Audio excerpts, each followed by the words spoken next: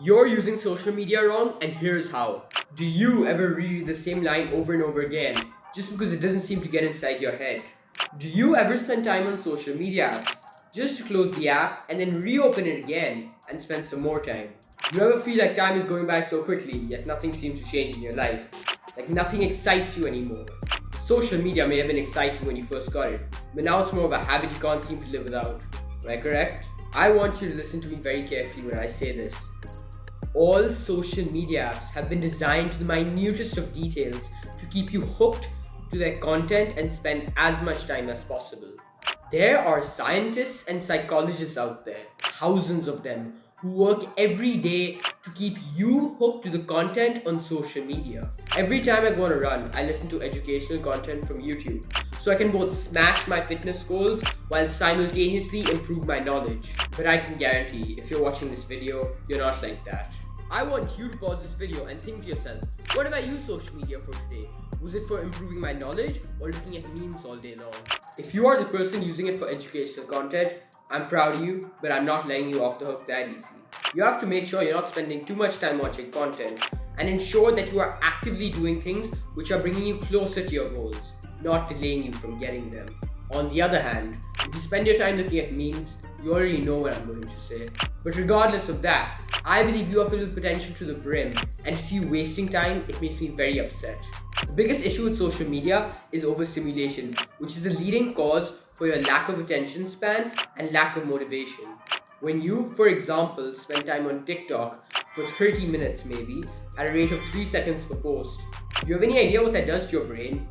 You repetitively train your brain to focus for a short duration of time where you consume a large amount of content, and then repeat the process over and over again, resulting in your poor attention span. The hyper-stimulating content you watch releases such an intense amount of dopamine that you physically crave it, resulting in low motivation to do even the most basic of tasks, let alone the hard tasks you need to perform to achieve your goals. But fear not, for in this video, I tell you exactly how you can use social media to propel you towards your goals rather than offset you from them. As for myself, I would spend around 6 hours a day on TikTok, Snapchat, YouTube, Instagram, you name it. It was so much more fun than doing boring and menial tasks such as exercising, eating well, and reading books. Luckily, I implemented the steps I'm about to mention, which helped me escape the fantasy land of dog memes and other kind of content and use social media to my advantage. The first step I took was change the content I was consuming. So first I started off with the meme pages. I unfollowed every single one of them and also unfollowed anything that did not inspire me or bring me closer to my goals. Then I replaced all that content with content that educated me and brought me closer towards my goals, such as motivational speakers, entrepreneurs, fitness influencers, anything that could help me improve. The next step I took was only allow myself to use social media during certain time windows of the day. So for example, I told myself I would not use Instagram before 10 a.m., then before 12 p.m., then 2 p.m., all the way up till dinner time. And by doing this, I found countless benefits. Number one, during work time, I was a lot more efficient and productive because when you're working, you need to be focused on solely what you're doing. When you have hyper-stimulating content in your hand, you're more likely to look at that hyper-stimulating content than do the hard work you're supposed to do. The second benefit I found was that I was a lot more happier in general because on social media, you see people who are much better than you. And while I admire inspiration, sometimes it can be troubling to your mental health. If you compare yourself to someone who is 10 years into their journey while you are only maybe 6 months into your journey, obviously you're going to be discouraged. Number three, probably the best benefit of them all, is I've become a lot more mindful. Now the thing is, when we spend less time on social media, especially Instagram, we become a lot more present in the moment. I can right now say I'm present in the moment. I don't have any thoughts going on in my head. I'm only looking at the camera and speaking. That is because I have decreased my Instagram time and I'm a lot more present in the moment. It is truly amazing if you want to improve your attention span. Like I said in the beginning of the video, you sometimes read things and you can't seem to remember them. That's because you spend too much time on social media.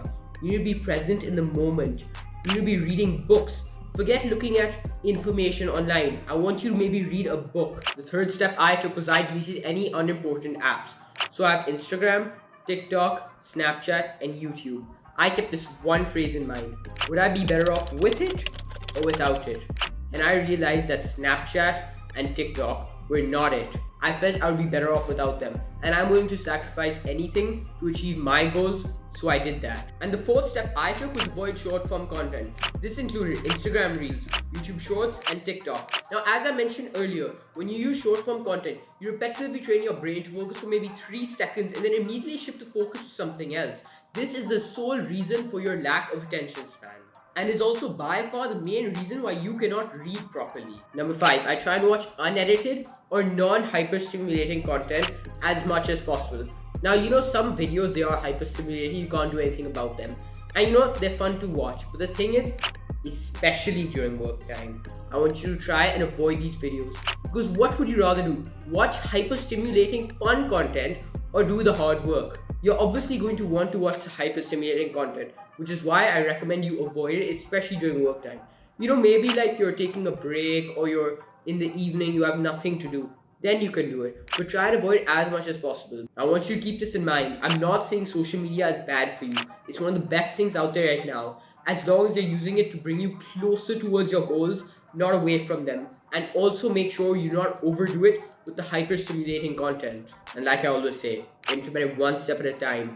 Do not think of it as a hard challenge you must overcome, rather the changes you have to make, which will slowly bring you towards your goals and your dream life. I hope you enjoyed watching this video. Like and subscribe for more content like this. Have a good day and keep working on your goals.